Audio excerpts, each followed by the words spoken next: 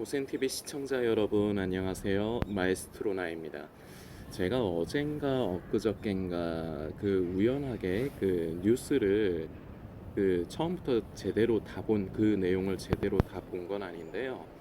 그러니까 내용이 그거였습니다. 결국은 이제 묻지마 폭행인데 어느 정도 좀 용의 주도하게 그 범인이 좀 계획을 했습니다. 뭐냐면은 그 수도권에 사는 사람인 것 같진 않아요. 그런데 제가 그러니까 그 뉴스 내용을 처음부터 정확하게 본 게 아니라서요.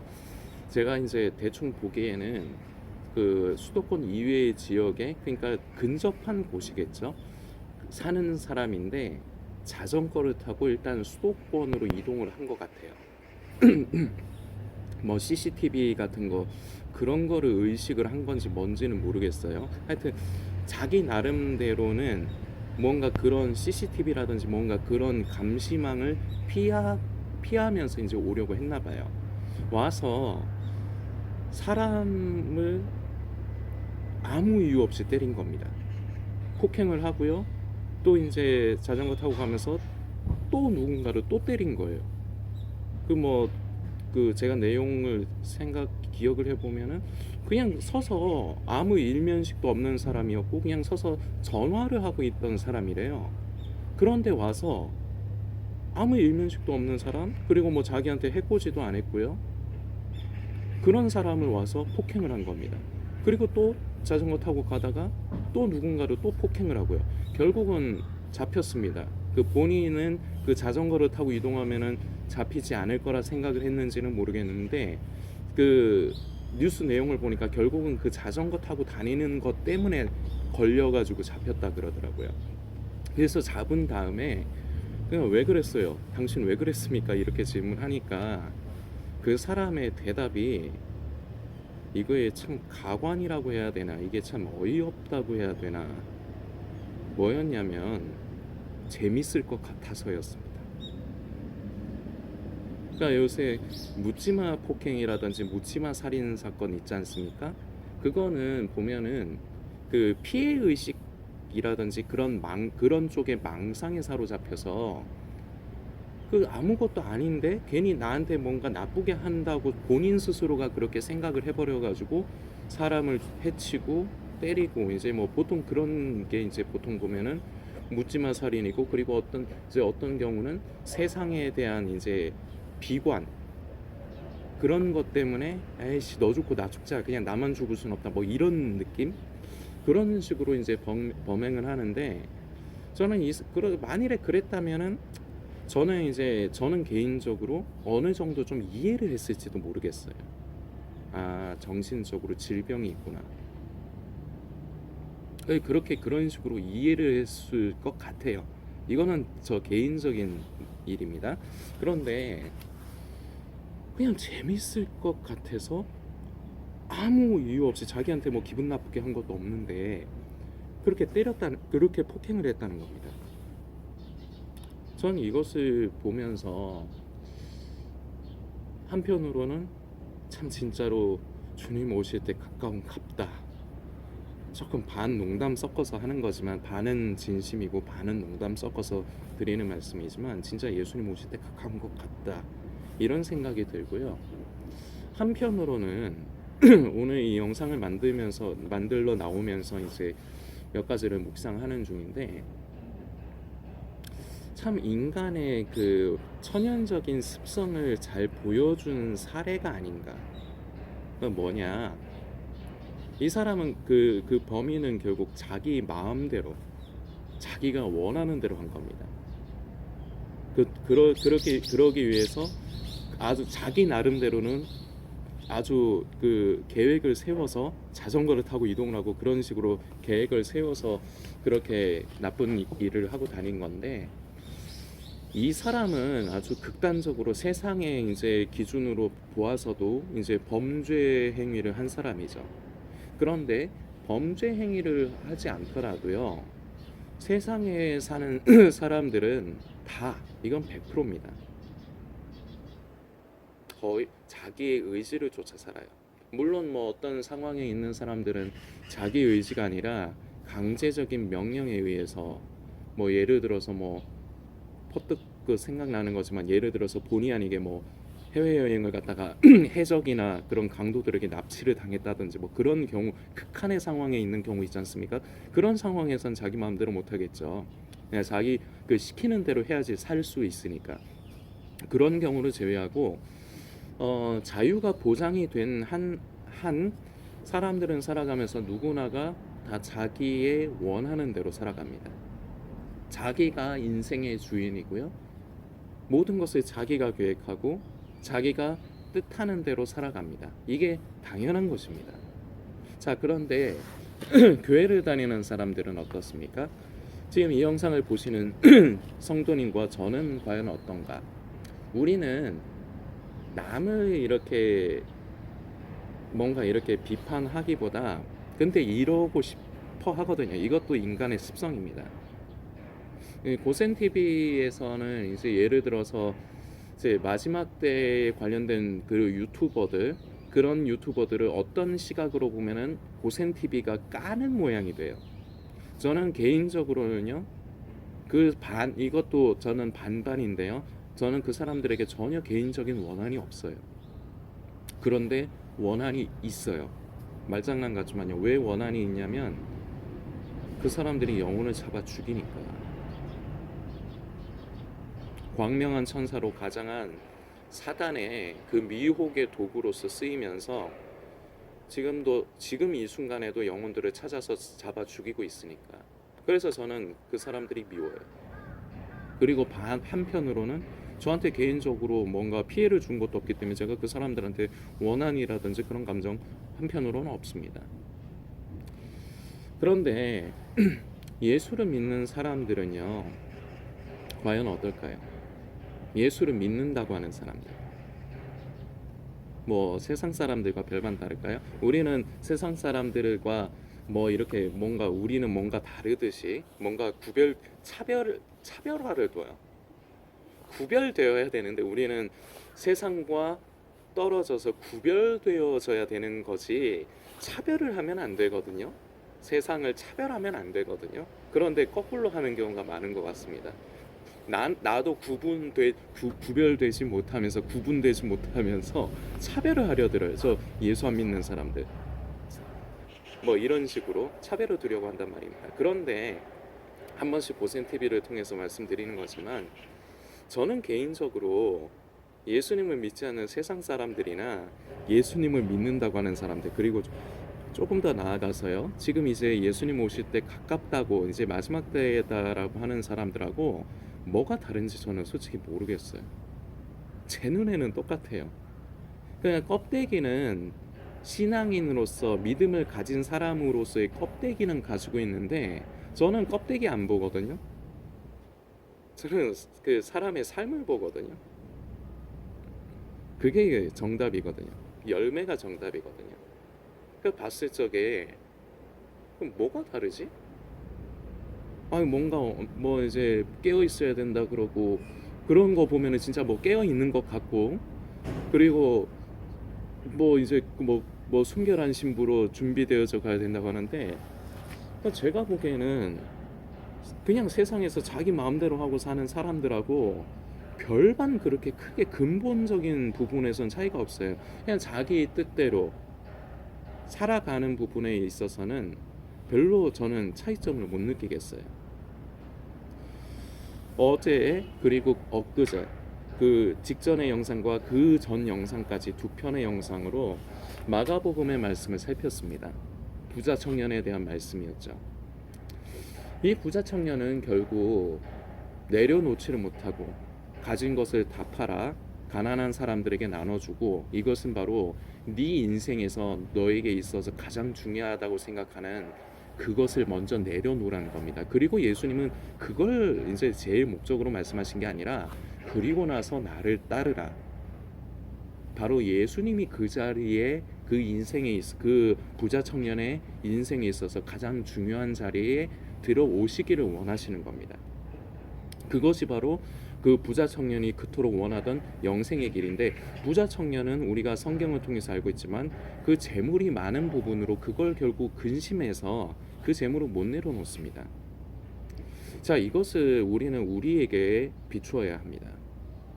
우리도 모든 인간이 공통적이지만 내려놓지 못하는 것이 바로 무엇이냐? 바로 나의 의입니다. 내 인생을 내가 계획하고 내 마음대로 이끌어가는 것. 내가 옳다고 생각하는 대로, 내가 마음에 드는 대로. 그러니까 이게 본질적인 부분이거든요. 그리스도인이냐 그리스도인이 아니냐는 결국 이걸로 나누는 거예요. 결국 교회를 다닌다고 해서 다 그리스도인이라 할 수 없어요. 지금 예수님 오실 때 가깝다는 걸 안다고 해서요, 그 사람이 그리스도인이라는 보장은 없습니다. 인생의 주인의 자리가 누구이냐? 왜냐? 인생의 주인의 자리가 누구이냐에 따라서 삶이 달라요. 삶의 결이 달라요. 부족함은 있어요. 여전히 우리는 죄성이 우리 속에 자리 잡고 있기 때문에 하나님 앞에서 때로는 넘어지고 실패하고 부족한 부분이 분명히 있고요. 그리고 이것은요, 예수님 다시 만나 뵙는 순간까지 변하지 않습니다. 우리는 부족해요. 그러나 결이 달라요. 인생의 주인, 내 인생의 주인의 자리에 누가 주인의 자리를 차지하고 있느냐에 따라서요. 그런데 이것이 참 어렵습니다. 그래서 예수님은 그 부자 청년이 떠나가는 걸 보시면서 부자가 하나님의 나라에 들어가는 것이 낙타가 바늘귀로 들어가는 것보다 어렵다라고 말씀을 하세요. 사실상 불가능이라고 합니다. 그러니까 제자들은요, 그러면은 질문합니다. 그러면 어떤 사람이 과연 구원을 받고 하나님의 나라에 갈 수 있습니까? 그러니까 예수님의 말씀은 완전히 불가능이라는 거예요.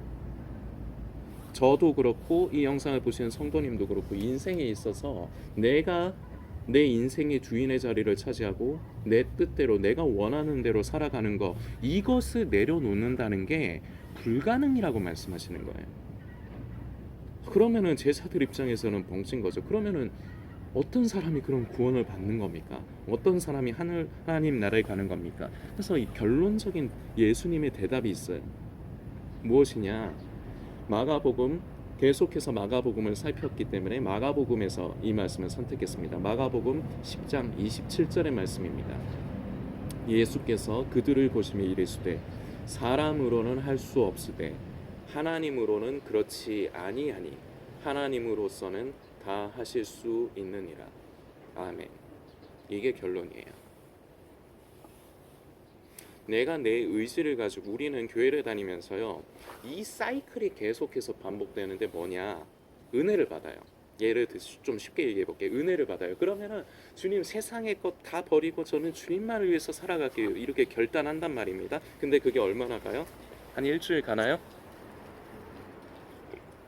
아니면 한 달 가나요?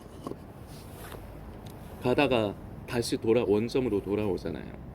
그리고 또 그렇게 살아가요. 원래 살던 대로, 그냥 자기의 계획대로, 자기의 뜻대로, 내가 좋은 대로 살아가요. 그러다가 또 은혜 받으면요, 그러면 또 주여, 제가 주님께 제 삶의 자리를 드리겠습니다, 이러면서 또 회심을 하는 것 같아요. 이게 계속 사이클처럼 반복된다는 겁니다. 무한 반복. 좋아요. 그것 자체가 아예 없는 것보다는 그런 거라도, 마치 작심삼일 같은 느낌이라도 그런 것이 있는 것 자체는 좋습니다. 그런데 왜 우리는 다시 제자리로 돌아가느냐? 하나님과의 관계예요. 예수님께서는 말씀하셨습니다. 우리가 방금 읽은 마가복음의 말씀에서요, 사람으로서는 할 수 없으되 하나님으로서는 하실 수 있다. 하나님께서 하실 수 있도록 그 길을 열어두는 것까지만 하면 됩니다. 이것이 무엇이냐? 이러려면요, 관계가 필요해요. 형식적인 관계. 우리는 교회 다니면서 하나님을 아버지라고 하잖아요. 그런데 진짜로 아버지로 여깁니까? 양심에 한번 손을 얹고 생각을 해보세요. 진짜 아버지 맞습니까? 우리는 어떤 면에서 보면 하나님을 아버지라고 호칭하는 타성에 젖어 있는 경우가 많아요. 우리 하나님은요, 진정한 우리의 아버지가 되십니다. 그런데 이것이 누가 가르쳐서 내가 받아들이는 것이 아니라 이것이 나 스스로가 인정하는 부분이 되려면 결과적으로는 관계예요. 그래서 하나님과의 관계가 바르게 맺어질 때 그때부터 하나님은 우리 속에서 역사하실 수가 있습니다. 우리는요, 우리가 아무리 결단해도요, 우리가 소중하게 여기는 것, 뭐 물질이, 이 세상을 살아가면서 물질이 될 수도 있고요, 아니면은 성공이 될 수도 있고요, 그냥 내가 원하는 대로 살고 싶은 부분, 하나님의 뜻보다는 내 뜻, 이거 못 내려놔요. 그동안 경험하셨을 것이기 때문에 더 말씀 안 드리겠습니다. 그냥 반복됐잖아요. 회심했다가 다시 돌아갔다, 이거 반복했잖아요. 우리는요, 우리의 의지로 이거 못 내려놔요. 낙타가 바늘귀로 들어가는 것보다 더 어려운 거예요. 부자 청년도 그토록 영생을 원했지만 결국은 영생보다 더 중요하게 여기는 건 자기가 가진 재물이었기 때문에 그 재물에 대한 미련을 못 버리고 예수님을 근심하면서 떠난 거예요. 우리도 마찬가지예요. 먼저 우리는 우리의 인생의 자리를 주님께 내어드리기 위해서는요, 주님과의 관계가 필요합니다. 형식적인 관계가 아니라 진실한 관계. 우리는 성령님을 의지하여 구해야 됩니다. 주님, 지금 솔직히 제 인생에 있어서 제가 삶의 주인이고 저는 제가 원하는 대로만 살아가고요, 믿음 생활, 신앙 생활도요, 제가 결정한 선으로만 살아가고 있습니다. 주님, 저는 주님과 더 친해지고 싶습니다. 주님과 더 가까워지고 싶습니다. 그래서 주님께서 기뻐하시는 삶을 살아가는데 이루고 싶습니다. 그러나 주님, 저는 할 수 없습니다. 주님, 저를 만져주시고 제 안에 역사하여 주옵소서. 우리는 이 기도로 하나님 앞에 나아가야 합니다. 내가 할 수 없습니다. 하나님은 하실 수 있습니다. 하나님, 나의 아버지, 나를 도와주시옵소서.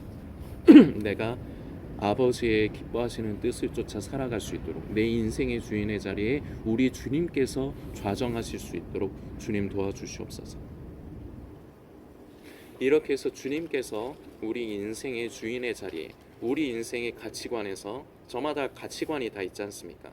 최고의 가치관이 우리 주님께서 그 가치관이 되셨을 때 누가 시키지 않아도요, 우리의 삶은 저절로 변화가 되게 돼 있습니다. 가지가요, 나무에 잘 붙어 있으면요, 열매는 저절로 맺어가는 것입니다. 왜 내가 이때까지 교회는 오래 다니면서 신앙생활 오래 하면서 이제 예수님 오실 때 가깝다, 마지막 때라 하면서 왜 내 삶은 변화되지 않을까? 나무에 가지가 붙어 있지 않기 때문이에요. 인생의 주인의 자리에 여전히 내가 앉아 있기 때문이에요. 그것을 바꾸는 거요, 내 힘으로 바꾸려고 하지 마십시오. 하나님으로서는 할 수가 있습니다. 구하십시오. 이것을 구하십시오. 주님, 주님께서 제 인생의 주인의 자리에 임하여 주옵소서. 그럼 기도만 하면 되느냐? 그건 아니에요. 그럴 적에 주님께서 그 부분을 도와주시기 시작해요. 성령님께서 우리 양심에 도와주시면서 두드리시기 시작해요. 너 이렇게 해야 된다. 길을 제시하세요. 거기에 순종함이 따라야 됩니다. 그러면요, 점점 인생의 주인의 자리가 나에서 주님으로 바뀌어져 가기 시작하는 거예요. 그래서 주님께서 내 인생의 자리에 주인이 되셨을 때 그동안 우리 성도들이 가지고 있던 고민, 삶의 변화가 없는 부분, 삶의 열매가 없는 부분이 저절로 해결이 될 것입니다. 성도님들께서 묵상해 주시길 부탁드리겠습니다.